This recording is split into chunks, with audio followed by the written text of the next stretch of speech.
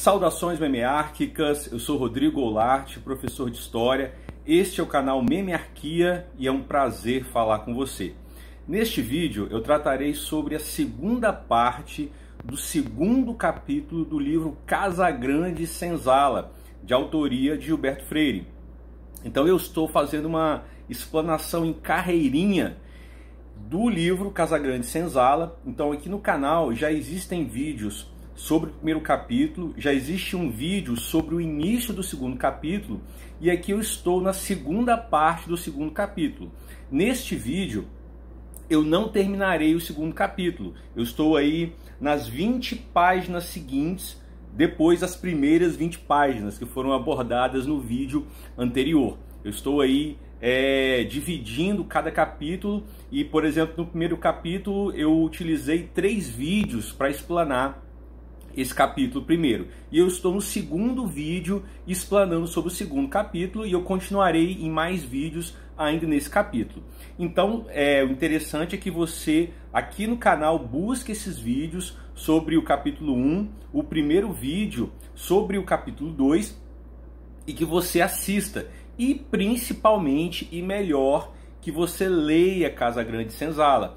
Eu sempre lembro que esses vídeos sobre Casagrande Senzala, sobre Raiz do Brasil e sobre outras obras aqui no canal, nós temos já a playlist Autores e Obras, onde estão os vídeos sobre Raiz do Brasil, e eu estou colocando também os vídeos sobre Casagrande Senzala. Esses vídeos eles não substituem a leitura das obras. Esses vídeos têm a função de serem convites para que você leia se você ainda não leu as obras. Aqui eu exponho a minha leitura sobre essas obras e você deve fazer a sua leitura para que tenha a tua própria visão sobre essas obras. Aqui é uma ajuda, uma introdução ou um convite para essas obras. Então é interessante que você leia essas obras. Também esse vídeo e os outros sobre Casagrande Senzala, como Raiz do Brasil, eles estão na playlist Clássicos do Pensamento Brasileiro. Então Casagrande Senzala, como eu já falei nos outros vídeos, ele é um clássico, é uma obra clássica, escrita na década de 30 pelo Gilberto Freire. E como todo clássico, muito já foi escrito sobre Casagrande Senzala, já foi discutido, já foi palestrado. E obviamente aqui eu não esgotarei o livro, nem essas 20 páginas, essas segundas 20 páginas do segundo capítulo. É apenas uma exposição didática. Eu posso aqui, se você quiser, indicar leituras, artigos, teses que falam sobre Casagrande Senzala, outros vídeos também, porque aqui a proposta é fazer uma exposição didática dessa seção do segundo capítulo. Então, vamos lá para essa nossa tarefa. Então, nesse segundo capítulo, como eu disse no vídeo anterior, o Gilberto Freire ele se dedica a explicar, na sua leitura, a participação dos grupos indígenas na formação da sociedade brasileira. Então ele continua nessas páginas que são a base desse nosso vídeo de hoje, desenvolvendo a sua argumentação sobre a participação desses indígenas na formação social do Brasil, na formação da sociedade brasileira, ou na formação do brasileiro, né? E para a gente entender essa participação, nessa parte do segundo capítulo, eu gostaria de ler um trecho, não é muito grande, eu gostaria que você me acompanhasse. Então vamos lá. Abre aspas.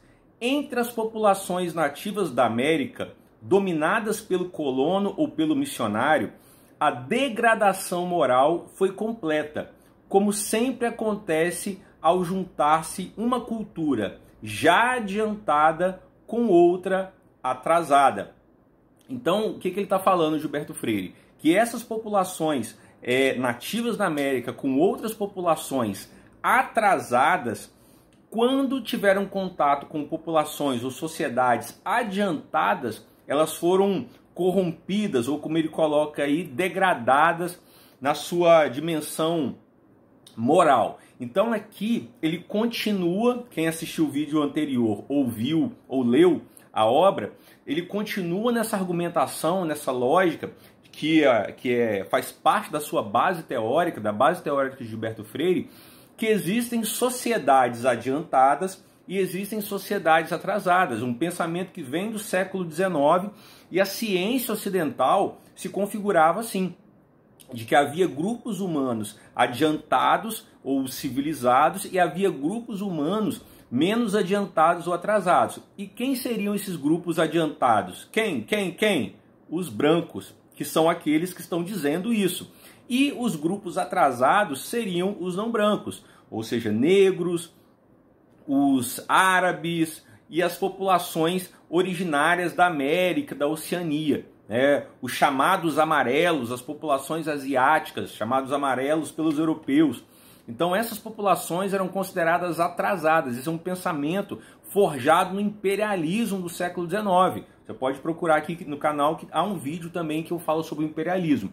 E o Gilberto Freire, na década de 30, ele escreve essa obra em que ele, em alguns momentos ele rompe com essa visão racial, só que ele, em outros, ele continua ligado a essa interpretação que hoje nós chamamos de racista, mas uma interpretação que naquele momento hierarquizava grupos humanos em grupos mais adiantados e em grupos atrasados. Então ele tem essa leitura de que o português que aqui chega, ele é mais adiantado do que os indígenas que aqui estão.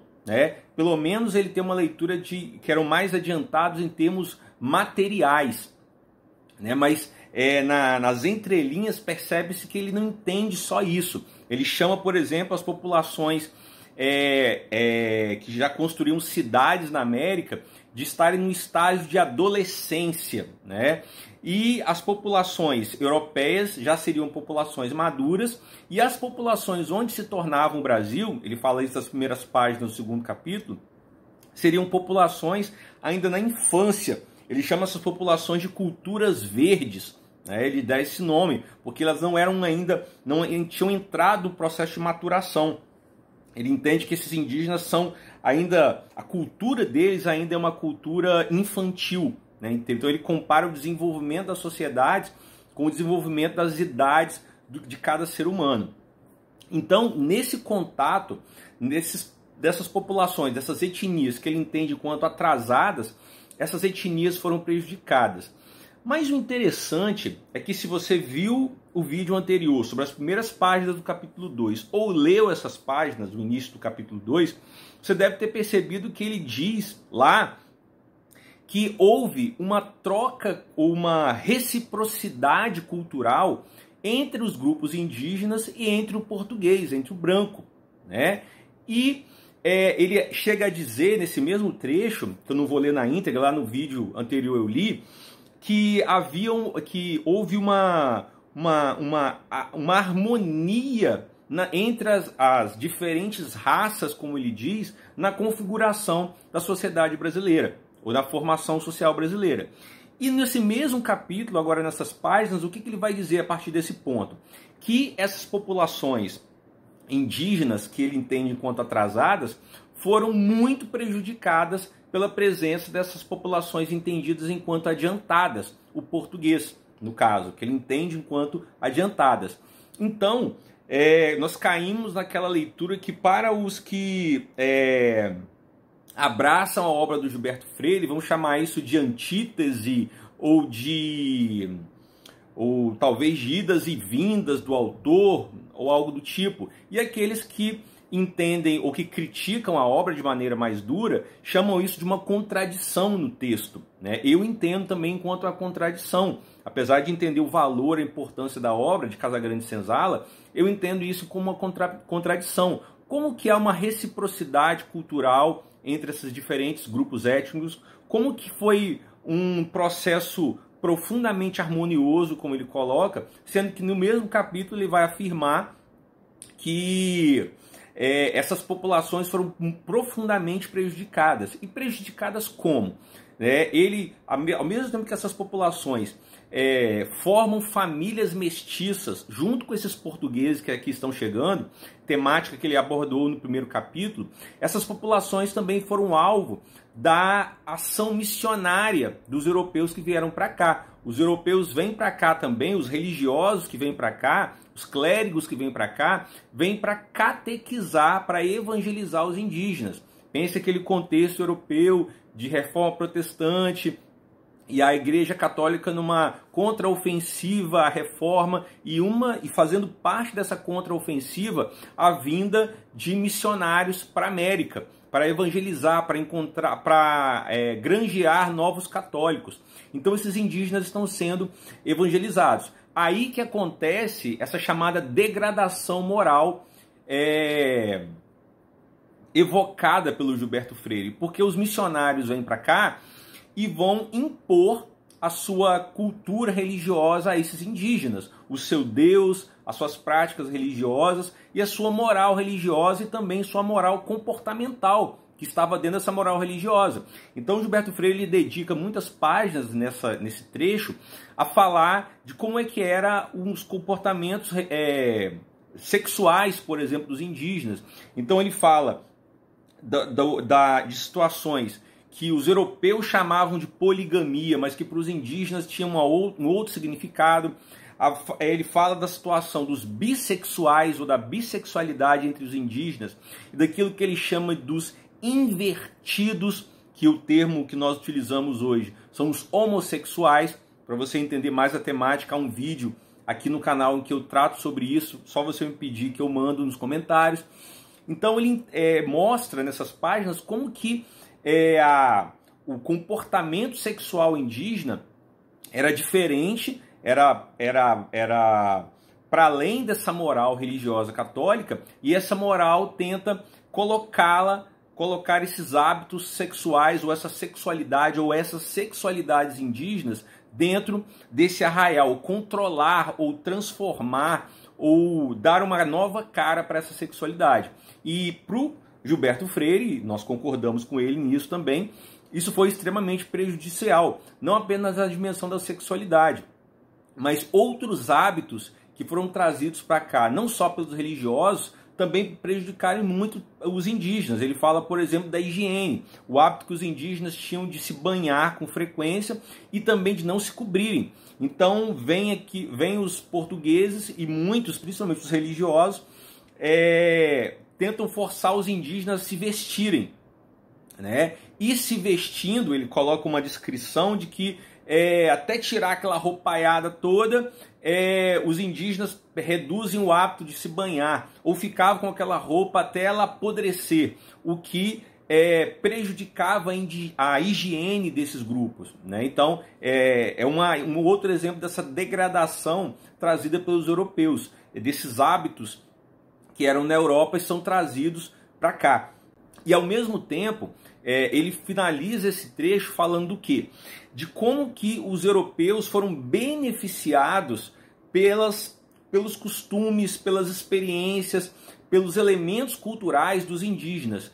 Aí então ele vai fazer longas descrições sobre a alimentação, como que a alimentação ela foi assimilada por esses colonos. Então ele vai falar da mandioca, do peixe, dos pratos que foram influenciados pela cultura indígena. Ele vai falar também de hábitos, mesmo que os indígenas foram prejudicados por esses hábitos não higiênicos, né, em comparação com os hábitos indígenas.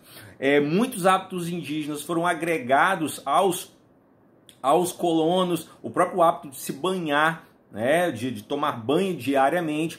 Então, para o Gilberto Freire, ou lendo dessa forma, não houve, na verdade, uma relação harmoniosa ou um intercâmbio, uma troca no mesmo nível entre os indígenas e entre os europeus, entre os brancos. Na verdade, nessa relação aí, nessa troca, quem saiu muito mais beneficiado foram os europeus, que esses hábitos, práticas, costumes indígenas agregaram os europeus. E o que os indígenas recebem? Eles são aculturados pela religião cristã, sem falar daqueles que são escravizados, né, pelos bandeirantes, por aqueles que ele mesmo fala no trecho anterior do capítulo da desorganização social, econômica. Então esse ponto em que ele fala dessa relação harmoniosa e dessa troca recíproca cultural entre os indígenas e os brancos, a própria descrição dele mostra que, na verdade, quem se beneficiou foram os colonos, foram os brancos, não os indígenas, né, que foram aí aculturados ou assimilados forçadamente. Então, essa é a explanação sobre a segunda parte do capítulo 2. Em breve nós continuaremos nesse mesmo capítulo. Espero que vocês tenham gostado. Se gostaram, deem a sua curtida, compartilhem o vídeo, inscrevam-se no canal, ativem o sininho para receber as notificações. Memearquia também está no Instagram e no Facebook. Por aqui no canal você tem os caminhos para encontrar nessas redes sociais, onde eu coloco memes diários, e siga o nosso trabalho por lá também. Eu vou ficando por aqui, um grande abraço, fiquem bem e até a próxima.